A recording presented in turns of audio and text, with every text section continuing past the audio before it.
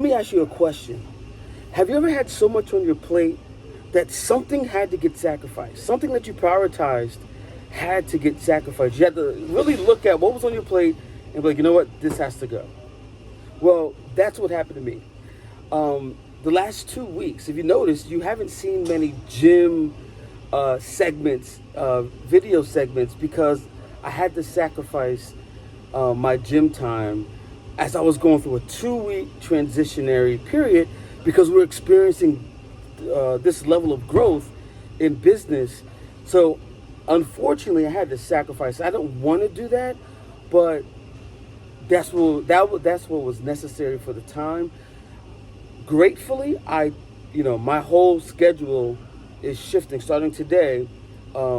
Because of the growth, it shifted dramatically. I actually got up maybe 2.5 hours earlier than I would normally get up, which is a really good thing. So I started the day a lot earlier, and now I'm in the gym a lot earlier. I'm usually in the gym, maybe I'm strolling in a little bit later, than today.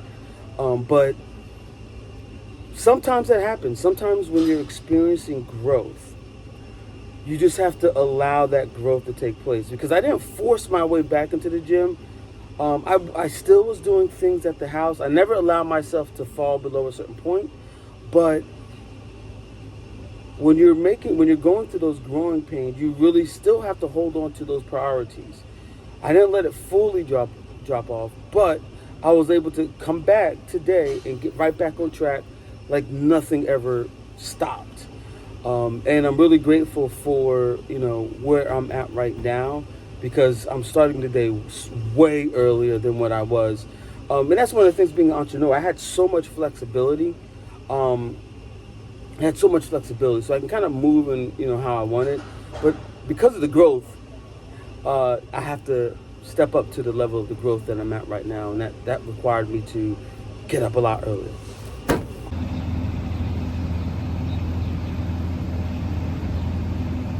I want to see something. Let's keep each other accountable.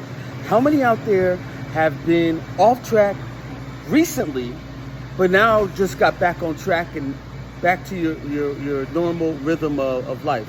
Let me know. Hit the thumbs up. Let's see how many people are back on track that were off, and let's keep each other accountable. I really think we can know about Sheila Lines.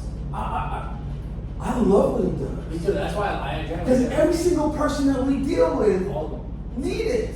And it's one of the biggest issues in business. It's like people...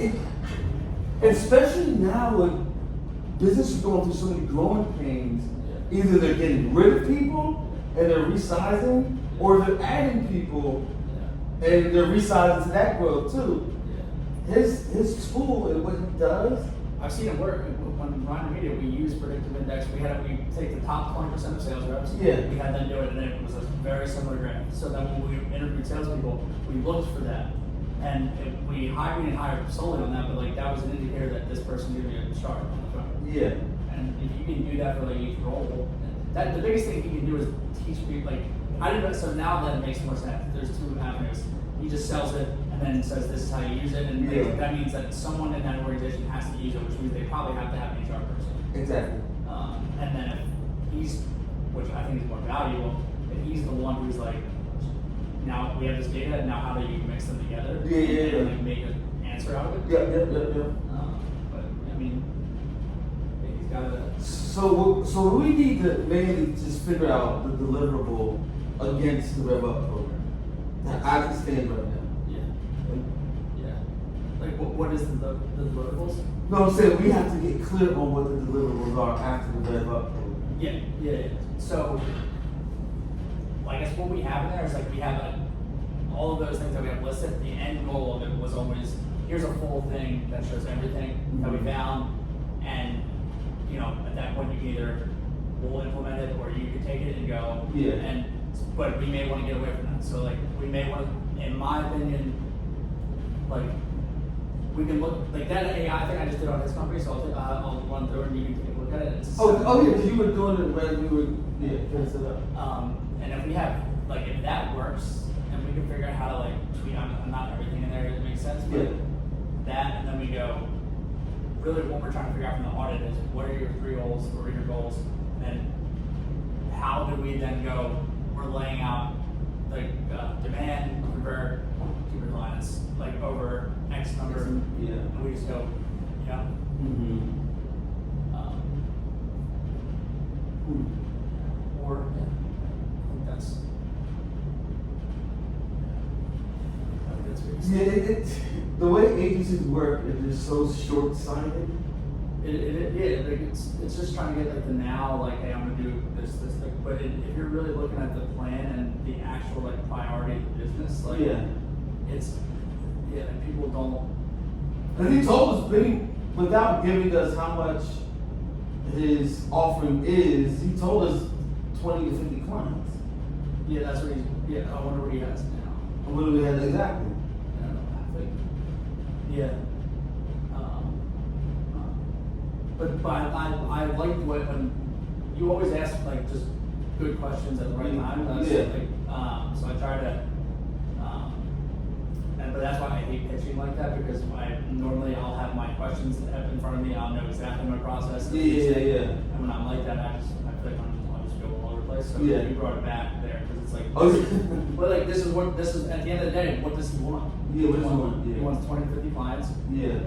Can we deliver on that? Can we deliver on that? Can he deliver on that? Yeah, can we set the systems up for him to deliver on that? Yeah. Because he said it's key, it's clear. After about 20 clients, he can bring another person on. Yeah. What does that mean for you? Yeah. You know, when you start digging in, okay. Yeah. After 50, oh wow, you can bring another person on, and you'll be living the way you want to live. Yeah. So then, it's because he doesn't want to be he doesn't want to be a great secret. Yeah. Yeah. You know what I mean? Like, these are the things we have to bring back into the conversation. And just having a website's not enough. No, it's not.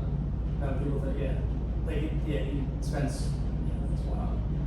At the end of the day, like you could have just made a random landing page and that could be like people. That's where people are so confused. People are so like he spent that whole thing was for like 15 years. I saw. And that's I fucked up because that was like when the whole thing happened with Chris and I was going to close him. I wasn't. Oh, so this was in the motion. Oh, this was like I talked to him before his companies even started. Wow. We got linked up and then I was like, whenever you get started, and then I reached out. It was like a seed stage, like ideation. I was just connecting and helping him for a while, like just how to, I would connect on the people that he saw one of my posts, and then we start with, for the most part, just having the database there because because that brings us back to our last conversation with this idea of source of truth. That's what I was going to say. Yep. And I think that's what was confusing me is because my mind is in this logical, like, let's do these are the priority of the sequence, but it doesn't work like that. Like you're saying that the demand first. Yeah. So looking at the Rev Cardinal deck, my mind is like, are these a sequence of things that go first? We need to do this first, second, third, fourth, fifth. But what I'm hearing from this asterisk deal is that we need to start here first. I think you always have to look there, but it necessarily kind of depends upon their situation. And I think that's why it's like I always ask them what, like, of those three, what's your biggest issue? And I let them. So you do say that. Yeah. You allow them to kind of help see what sequence they needed in. Yeah, they're usually not right. But like they have an idea, but it's like I would just use that football thing, like defense, offense, special teams. Yeah. Which one? Where are you weak at? Because most people, what they'll do is like the system is terrible, but like in their mind, they're like, we're not getting sales, so let's just go pump a bunch of money here, and then you're just creating more of a cluster. Yeah. So it's just at the end of the day, getting into where See, that's the thing. Because it seems like all of them are custom. Like if they're all custom, well, it's the same process. Yeah. It's just but the sequence of that process are different. It is, but I guess it doesn't necessarily have to be. I mean, you're always looking. Like at the first place, I'm always looking. Like that's where on this site I would fill something out. Where am I at now? Yeah. Like if I'm not in a data, like you need a database. You did it, yeah. Yeah, there's times where like depending upon like if you're just going to market, Yeah. like then it's you're focusing on both for the most part. But Yeah. you just have to have that set up, and you have to make sure that there's the current database, and then there's that stopgap of okay, let's identify why it's like that, stop all of those points, and then it sections into two. Yeah. Fix what's there because nothing else is going to be messing it up because we fixed it, Mm-hmm. and then now anything that's coming in new, we know that it's going to be right because we just fixed it. So Yeah. then that allows you to fix this and then go to demand if you want. Yeah. So that's what I'm saying. So I guess in my mind, it gives me that flex. You have to be able to pivot and be more flexible on how the sequence of implementation takes place. Yeah. Yeah, because I wasn't doing that. I was like really locked into the way it's structured right here. Yeah. Where I was like, this is first, this is second, this is third, this is 1A, this is 1B, this is 1C. But it doesn't work like that. No, I guess it's that's just the way the life cycle of a customer works. But it doesn't necessarily. But when you get into the weeds of the client, Yeah. it doesn't work like that. No, in the audit, you're just doing it in any order. I mean, like I just follow that order for the audit, like the front end. I see what you're saying, yeah. I But think this is that's where I was missing it at. But yeah, and it's like none of that stuff's set. Like it's just more so like how when we look at a company, like define what's the issue. Like where is like why are you not getting sales? And most people like at the end of the day, it could be the demand, it could be that. But even if it is the demand part, like the database itself, you need to have systemized something. Yeah. That's the baseline. Yeah. So that is probably starting point, right? I guess. That's what, and that takes us back to the original, the single social truth. Yeah. I wrote that down. I forgot. Yeah, that was. That's a couple of weeks ago. Before. Yeah. But that was like we kind of like narrowed everything down. Like, okay, this is where everything has to start at. Yeah. And then we can build around all of that. Because even when you asked, what's the dude, Mike from PI, Yeah, there's going to. like he was like, I don't have anything. Like I have Brevo. I'm using Brevo. I've never heard of Brevo. Yeah, it's in my head. It's not in your head because how can you possibly I can't even keep the relationship. Like when I'm doing just sales and I'm focused on that, and I have like 10 people, like I can do it. But like at the end of the day, you're gonna forget things. Like you need something that's a task manager. You need something that's you're managing your client, like that you can go and pull up and say, these are my clients. Yeah. Like what? And, you gotta have it. So again, with him, it kind of really started here. This revenue operations piece. It could have started right. Well, he's a good example because he's just launched. So like he's getting the website right now. So like ideally, what we should be doing is like where we should go first is like the database setup and it's integrated into the site. So then, but like before while the site's ready, You should have the database before the site. We should be doing the database now. I explained that to him before. Yeah. But he wanted to wait until he was here. But like that's when we go.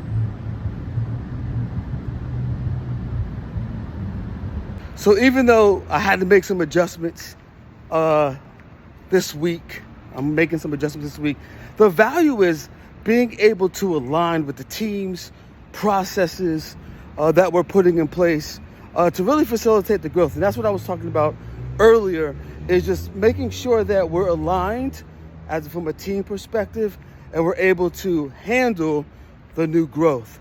So with that said, I am done for the day. I am heading home. If you made it this far in this video, you might as well just go ahead and subscribe if you haven't already, because you never know what's going to happen next episode. With that said, peace.